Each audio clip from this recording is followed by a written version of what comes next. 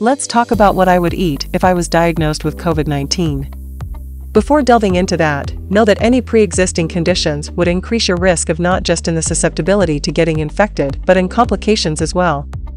Some of the most common ones include high blood pressure, heart disease, diabetes, obesity, and insulin resistance. Let's get back to the real thing.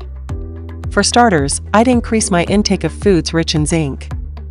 There is a direct link between the levels of zinc in your body and having your immune system work properly to keep infections at bay. I'd go with oysters as they're the richest source of zinc. Shellfish would be another great choice, so would be red meat and cheese. Zinc is important because it supports a healthy thymus gland, which is like a training camp for your immune cells.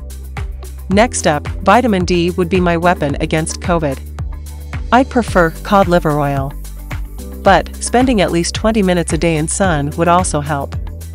Vitamin D is vital because it's an immune modulator and keeps your immune system from overreacting. The problem is that certain viruses are so smart that they attack the receptor for vitamin D first, so you really have to up your dose to see any effect. Then, I'll head to my kitchen and look for leafy greens, because I need my fix of vitamin C. Sauerkraut is a rich source. I'd make my own sauerkraut or get some from a farmer's market. It contains more than 700 milligrams of high-quality vitamin, which is more than enough, considering you only need up to 90 milligrams under normal circumstances. I'd lower dose of vitamin C after a while and go with berries. Remember, many foods contain vitamin C, but we lose it during cooking. Don't fool yourself into thinking orange juice is the way to get your vitamin C, it's not. I learned it the hard way, but now I know that they pasteurize it or use high temperatures while processing, which destroys vitamin C. Trust me guys, in juices and supplements, they only use a synthetic version of ascorbic acid, which is definitely not the vitamin C you need. Lastly, let's talk a little about this thing called stress.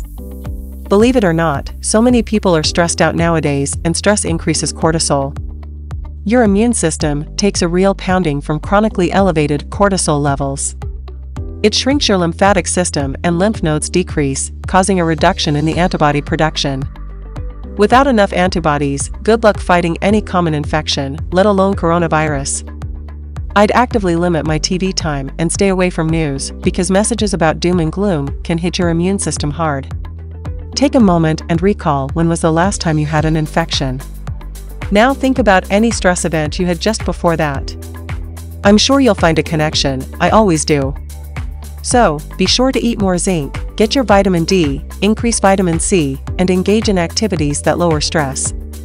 It helped me immensely to overcome my infection and shorten the duration considerably. Eventually, you have to learn how to fight it off, because there's no way around it. But, if you develop serious symptoms, be sure to call the emergency.